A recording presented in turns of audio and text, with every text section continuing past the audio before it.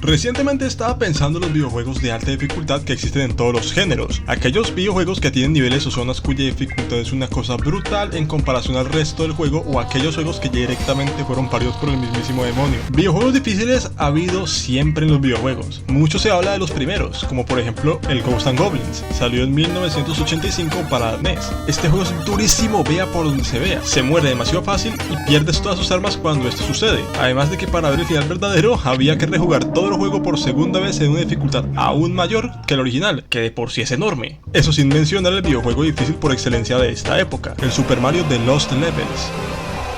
Pero esa podría considerarse una regla general de los videojuegos de aquellas épocas, en la que las consolas por sus limitaciones técnicas impedían que los videojuegos duraran una gran cantidad de tiempo, provocando que los desarrolladores tuvieran que aumentar la dificultad de los videojuegos a lo loco para que el videojuego durara más tiempo. Esta práctica es algo que viene de los arcades a finales de los años 70, que usaban la dificultad como modelo de negocio para que los clientes gastaran más monedas para seguir jugando. Uno pensaría que otro motivo por el que los videojuegos de antaño eran tan difíciles era porque no existía el guardado de partidas, y eso implicaba empezar desde cero todo el juego si por X o Y apagabas la consola o perdías todas tus vidas, que en parte sí, porque pues eso añade mucha más dificultad al tema. Sin embargo, uno se da cuenta que en la actualidad, aunque el guardado de partidas es algo casi obligatorio, siguen existiendo videojuegos extremadamente difíciles. De hecho, de eso es lo que me gustaría hablar en este video, de la progresión de la dificultad en los videojuegos. Con la adición del guardado de partidas y la posibilidad de que el jugador reaparezca en un punto de control, algunos desarrolladores se aprovecharon de eso para aumentar aún más la dificultad de los videojuegos. Si total, pues vas a reaparecer algunos minutos antes de donde acabas de perder. Un ejemplo claro de esto son los videojuegos del género Souls-like o algunos juegos fuera del dicho género como Cuphead. Pero bueno, no nos adelantemos. En las épocas donde los videojuegos empezaron a coger más forma y se empezaron a definir estándares y géneros que hoy en día siguen siendo el factor común, lo que fue la década de los 90 en los videojuegos tuvieron una gran evolución técnicamente hablando en solo 10 años. Pasaron de verse así en 1991 a verse así en el 2000.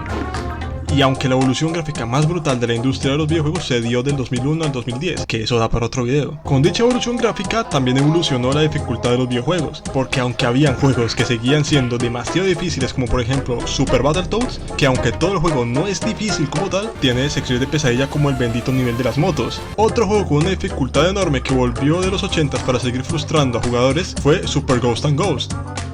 Y por supuesto, ¿cómo olvidarnos del primer Rayman? Juego de mierda. Los videojuegos pudieron alejarse un poco de toda esa linealidad por las limitaciones de generaciones pasadas y pudieron empezar a desarrollar historias más complejas y centrarse más en ello que en meter chorrocientos enemigos y obstáculos para que el jugador no se pase el juego en 15 minutos. Claro que en la época de los 80s ya existían ese tipo de juegos con historias largas que empleaban modificaciones de hardware en sus cartuchos precisamente para que la consola pudiera correrlos sin explotar en el intento. Pero no era lo común en la época, juegos como por ejemplo los primeros Final Fantasy o Dragon Quest.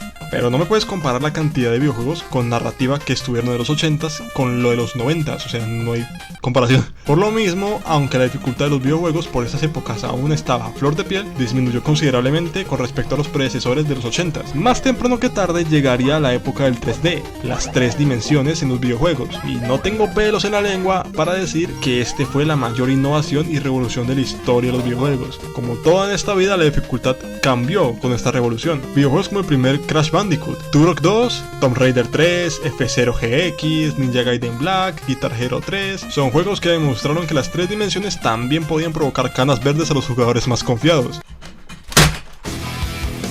Pues al tener una nueva dimensión más y mucha más potencia técnica en las consolas, los desarrolladores pudieron sacarle el máximo jugo a la narrativa haciendo uso de aquella nueva y revolucionaria tecnología de las 3 dimensiones en los videojuegos. Me gustaría mencionar esos videojuegos que fueron muy populares en la década de los 2000. Ese género de los Space Shooters tuvo exponentes enormes en esta época, como por ejemplo Dodonpachi Resurrection del 2008 e Ikaruga del 2001.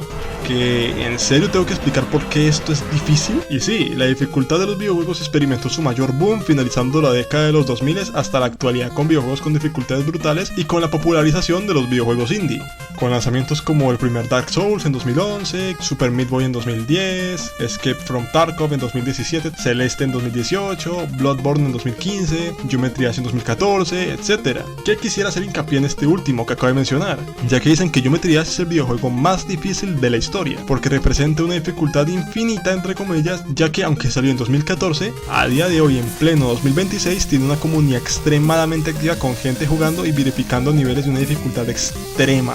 A la fecha que estoy escribiendo el guión de este video, el nuevo candidato al top 1 como nivel más difícil de este videojuego llamado Grief lleva un 97% de verificación, es decir, al jugador Doggy, quien está verificando que el nivel sea posible de completar por un ser humano, se queda un 3% de verificar ese nivel.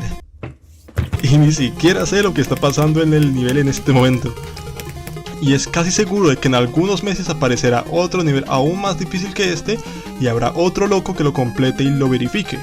Y esto ha pasado por los últimos 6 u 8 años en la comunidad de este juego. Y sé de lo que hablo, no por nada le he dedicado 1062 horas de mi vida a este juego.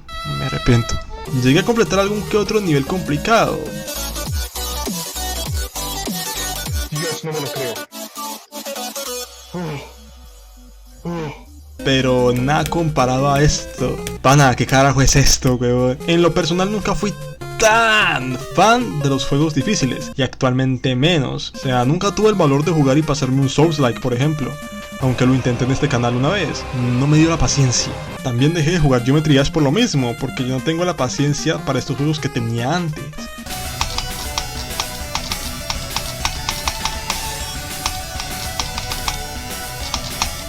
¡No! Aunque a veces cuando un platino requiere que complete el juego en su dificultad máxima o haga desafíos difíciles, lo he hecho, pero pues molesto.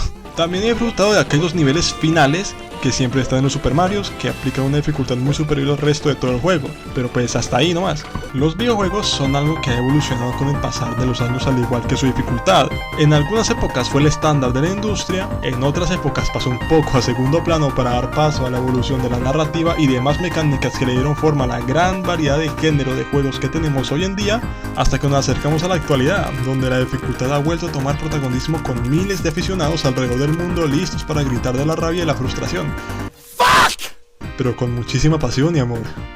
Y bueno, este es el fin del video. Es un video un poco más corto comparado a los anteriores que he subido en esta semana. Pero pues me vino la idea a la cabeza y escribí el guión bastante rápido.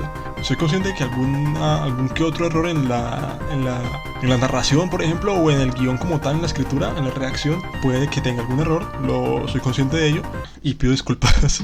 Les deseo la mejor semana de todo el universo. Por favor suscríbanse, denle like, comenten, hagan lo que quieran, los quiero mucho, chao.